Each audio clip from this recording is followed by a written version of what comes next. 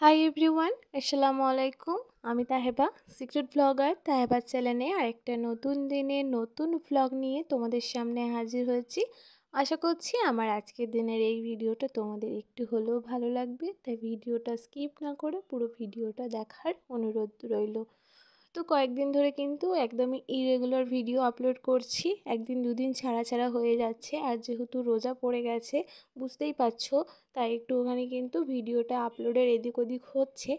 আবার এটাকে ঠিক করে নেব। আর একটা আগের দিনকে একটা কিন্তু কমিউনিটি পোস্ট শেয়ার করেছিলাম, যেখানে আমি বলেছিলাম যে আমি ইউটিউব ছেড়ে দিচ্ছি। তো ছেড়ে দেওয়ার চিন্তাভাবনা সত্যি সত্যিই করেছিলাম, কিন্তু তারপরে চিন্তাভাবনা করলাম যে এত দূর যেহেতু এসেই গেছি, আর একটু নয় কষ্ট করেই দেখি কি হয়। তো অনেক রকম চিন্তা ভাবনা করে তারপরেই না ভাবলাম যে না, আর কটা দিন যাক, দেখাই যাক কত দূর কী হয়। তো তারপরেই যে ভিডিওটা আবার আজকে একটা আপলোড করলাম। তো আজকের এই ভিডিওটা হচ্ছে রোজার আগের দিনকার, মানে শনিবার দিনকার ব্লগ, সেটাই তোমাদের সাথে আজকে পোস্ট করলাম। তো সকালবেলায় দেখো ভাতটা বসিয়ে দিয়েই না আমি কয়েকটা গাছে নিম পাতা হয়েছে যেগুলো ছাদ দিয়ে পাড়া যাচ্ছিলো, সেগুলোই কিন্তু পাড়ছিলাম। আর নিম পাতা আলু ভর্তা খেতে কিন্তু দারুণ লাগে, তো তার জন্যই আজকে বানাবো। আর কচি কচি নিম পাতাগুলো যে খেতে বেশ ভালো লাগে। আর এদিকে আজকে রান্নার বান্নার সেরকম কিছুই ছিল না, তাই একটু করলাম সয়াবিন আলুর তরকারি, তার সাথে মুগ ডাল আর মসুর ডাল মিক্স করে একটা ডাল করলাম। আর ডালের মধ্যে আমি ফোড়ন দিয়েছিলাম জিরে, পেঁয়াজ আর কাঁচা লঙ্কা, তেজপাতা। আর এখানে মুগের ডাল মুসুর ডাল কিন্তু ভালো করে ধুয়ে ভিজিয়ে রেখেছিলাম। আর সোয়াবিনটাও কিন্তু আগে থেকে সিদ্ধ করে মশলা করে নিয়েছি। আর বেশ কিছু জামা কাপড় ছিল, আজকে এই প্রথম অনেক দিন পর কিন্তু ওয়াশিং মেশিনে জামা কাপড়গুলো কাচবো। কারণ এই ছাদে মেশিনটা তোলার পর থেকে না কারেন্টের ব্যবস্থাটা ঠিকঠাকভাবে হয়নি, তাই কিন্তু বেশ অনেক দিন কিন্তু মেশিনটা এমনি পড়েছিল। তাই ভাবলাম আজকে একটু যখন কারেন্টটা ঠিকই হয়ে গেছে, তো জামা কাপড়গুলো একটু কেচে নিই। আর অনেকগুলো যেহেতু জামা কাপড় ছিল, তাই ভাবলাম কাচি। তো ফার্স্টে কিন্তু জামা কাপড়গুলো একটু ভিজিয়ে রাখছি। আর এখানে না যে সার্ফ এক্সেলটা ইউজ করি সেটা খুব সুন্দর, একটুখানি ভিজিয়ে রাখলে জামা কাপড় এমনি হাতে কাচলেও খুব ভালোভাবে পরিষ্কার হয়ে যায়। আর যেহেতু মেশিনে কাচবো, তাই ভাবলাম একটু ভিজিয়ে রাখি, তারপরে কাচবো 5 মিনিটের মতন দিয়ে।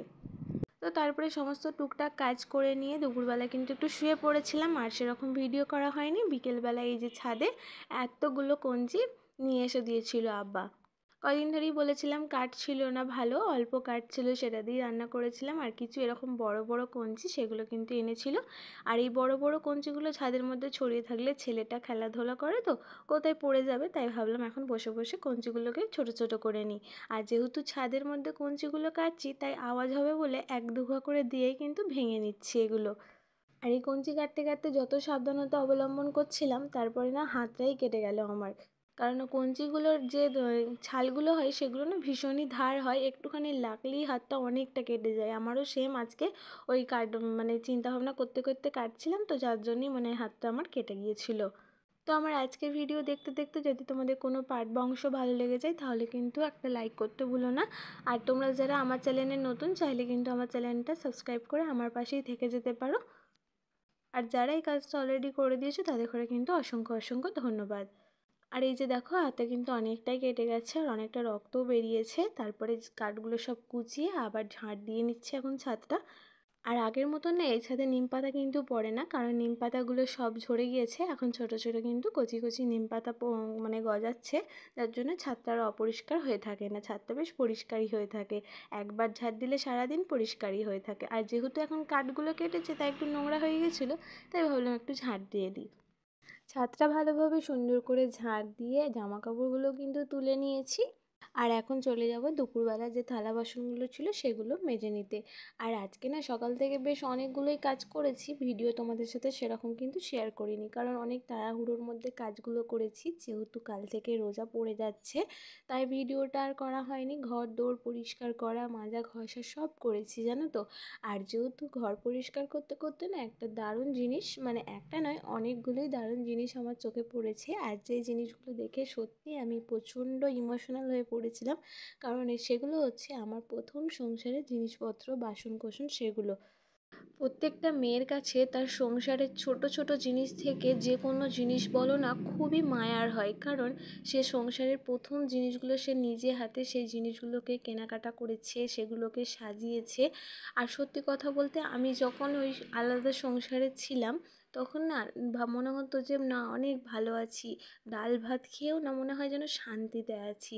আর এই যে এখন বাবার বাড়িতে আছি, মনে হয় ভালো মন্দ খেয়েও মনে হয় না যে আমি শান্তিতে আছি। দিনের পর একবারও মনে হয় যে নিজের সংসার হলেও কতই না ভালো হতো। এখানে আমি ভালো নেই সেটা কিন্তু বলবো না, যে আমি এখানে অনেকটাই ভালো আছি। হ্যাঁ সত্যি, কিন্তু নিজের সংসারের মতন কিন্তু কোনো জায়গায় তুমি গিয়ে ভালো মানে নিজের মতন করে কিন্তু থাকতে পারবে না। আর আজকে জিনিসপত্রগুলো না আমার অনেক দিন ধরেই কিন্তু বস্তাবন্দি করাই ছিল। ভেবেছিলাম যখন যাব তখন কিন্তু এগুলোকে নিয়ে যাব। তো সেটা ভাবলাম যে আজকে 5 বছর ধরে যেহেতু এখানে আছি, তো আর মনে হয় না কোনো জায়গায় যাওয়া হবে। তো তার জন্য জিনিসপত্রগুলো কিন্তু আবার বার করে নিয়েছি। ভাবলাম এই সংসারেই না ওই জিনিসপত্রগুলো দিয়ে সাজানো গোছানো যাক। আর এই যে দেখো, বক বক করতে করতে কিন্তু থালা বাসনগুলো ধুয়ে নিয়েছি। এখন একটু দাদির জন্য লাল চা করে নিচ্ছি। প্রায় বিকেল মতন হয়েই গেছে, এবার কিন্তু আমি পড়াতে বসে পড়বো, তাই একটু চাটা করে দিই তারপরে যাব। আজকে ভাবলাম আমি একটু লাল চা খাবো, তাই একটু বেশি করে কিন্তু চাটা করে নিচ্ছি। আর ছেলেকেও খাওয়াবো একটু মধু জল করে, মুড়ি আর বিস্কুট ভিজিয়ে খাইয়ে দেবো, কারণ ওকেও আমি পড়াতে বসবো। আর আজকে জানো তো সব কিছু পরিষ্কার করেছি, একটা জিনিসই জায়গাটাই পরিষ্কার করতে আমি ভুলে গেছিলাম। আমার গ্যাস কাউন্টারের যে নিচেরটা আছে র্যাকটা, সেটাই না পরিষ্কার করতে ভুলে গেছি।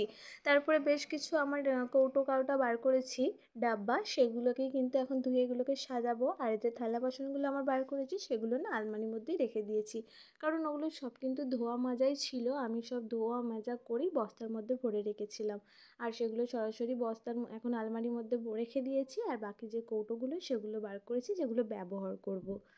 আর এই যে দেখো, চা হয়ে গেছে, এখন দিয়ে আসবো দাদিকে, তারপরে কিন্তু আমি একটু চা খেয়ে নিয়ে সোজা চলে যাব পড়াতে। আর পড়িয়ে উঠে আজকে আর অন্য কোনো কাজ করব না, পড়িয়ে উঠে আজকে ওই রান্নাঘরের গ্যাস কাউন্টারটাই পরিষ্কার করব, রান্নাঘরটা খুব ভালোভাবে গুছিয়ে নেব। তোমরা যদি আমার কিচেন ট্যুর দেখতে চাও অবশ্যই কিন্তু কমেন্ট করে জানাতে পারো, আমি তোমাদের সাথে শেয়ার করব। আর এই যে দেখতে পাচ্ছ, এগুলো সব আমার জিনিস। আর এইটার মধ্যে একটু বেশি ধুলো পড়েছে, কারণ এটা একটু সামনের মধ্যে ছিল, বাকি কিন্তু সবই পরিষ্কার টরিষ্কারই আছে।